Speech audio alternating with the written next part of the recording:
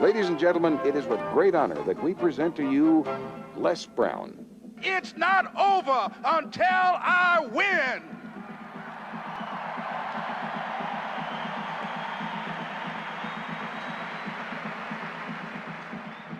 Repeat after me, please. It's possible. I can live my dream. It's necessary. I work on myself. Surround myself with winners. Become creative. It's me. I've got to make it happen. It's not over until I win.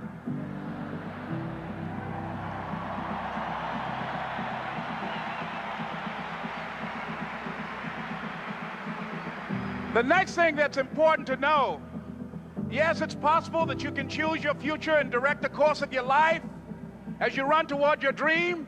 It's necessary that you have goals, that you write those goals down, that you plan, that you think constantly of how you can begin to improve what it is that you're doing. If it's your presentations, if it's your recruiting skills, whatever that is, it's also necessary that you look for ways to always find a way to pull it out when everybody else thinks that you're defeated.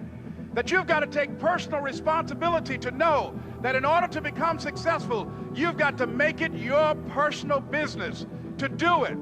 But the next thing, ladies and gentlemen, I want to share with you that some of you already know that it's hard. It's not easy. It's hard changing your life. It was hard when just over 3 years ago, in the Penobscot building in Detroit, Michigan, where I was operating my business, and I fell on some hard times, and I was sleeping in my office. It was hard coming into the lobby, and the security said, "Excuse me, Mr. Brown, can we see you for a moment?" And I said, "Yes," and I walked up to the counter, and he gave me an envelope. And he said, "Would you mind reading it here?" And I opened the envelope, and the envelope was from management that said, "This is an office tower. It's not a hotel. Please do not sleep in your office." And I said, "Excuse me, sir." I said, "I just work long hours in creating my business. I'm an entrepreneur. And right now things are bad for me, but they're not going to be this way always. And I just asked for the opportunity to continue to operate like I'm doing.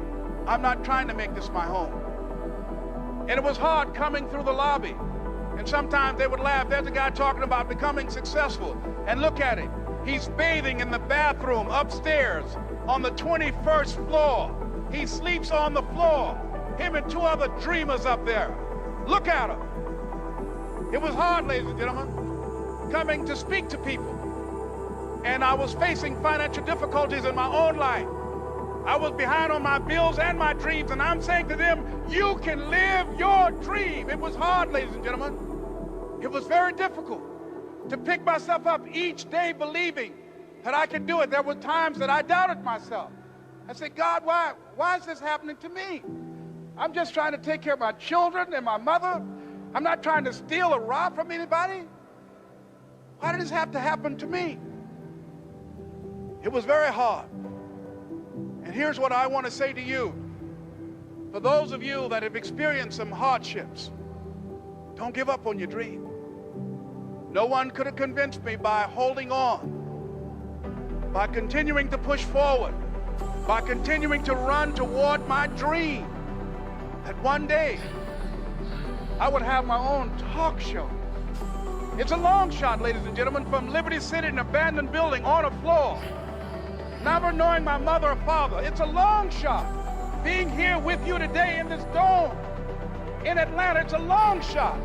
No college training, labeled educable, mentally retarded, but I kept running toward my dream.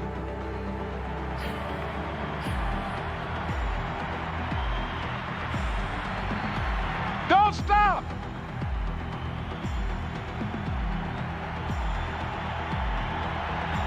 Don't stop.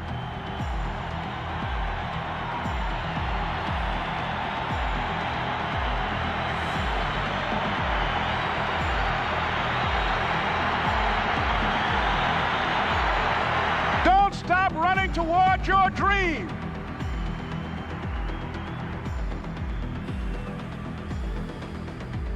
It's very important as you hold on to that dream. There are moments when you're going to doubt yourself. There are rough times are going to come, but they have not come to stay. They have come to pass. It's very important for you to know that.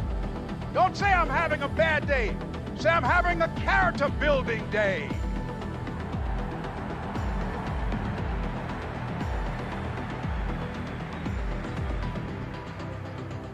It's very important for you to believe that you are the one to make this happen. I remember this high school teacher, Mr. Leroy Washington, at the end of school one June, it was just a few days before we were supposed to leave, and I just got my report card, and it indicated that I'd failed history, and I'd failed English, and I would have to go to summer school.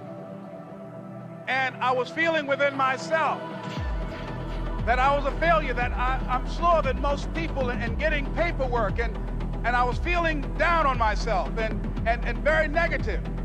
And Mr. Washington was giving a speech to the graduating seniors, and I was in 11th grade. And even though I wasn't supposed to be in there, I went in there because the speech he was giving, that speech was for me. And as he talked, my heart began to beat fast. Tears began to run by my eyes, and I was in the back just listening to him because he said, and he was a very dramatic man. I still talk to him to this day. He said, as graduating seniors of Booker T. Washington High School, I want you to know that you're blessed and highly favored, and that as you go toward the future, begin to know that you have greatness within you. And if just one of you here begin to envision yourselves as being blessed and highly favored to reach your goals, if just one of you capture the essence of what that means, that you have greatness within you and a responsibility to manifest that greatness, that you can make your parents proud, you can make your school proud, you can touch millions of people's lives, and the world will never be the same again because you came this way. And the students gave him a rousing standing ovation.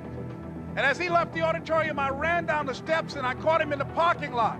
I said, Mr. Washington? He said, yes. I said, do you remember me, sir? He said, no. I said, my name is Leslie Brown. My mother, she works in the cafeteria here. I'm one of the twins, Leslie and Wesley. I said, Mr. Washington, but you know, I got these big dreams. I like talking to people. I love people. I said, I want to work with people, and I got this dream of buying my mama a home. Could I do that, Mr. Washington? He said, it's possible, Mr. Brown. And as he walked away, I called him again. I said, Mr. Washington? He said, what do you want now? I said,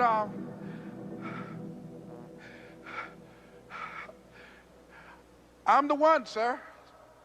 I said, I'm the one. You remember me, sir. I'm Miss Mamie Brown's boy. I'm the one. I'm the one.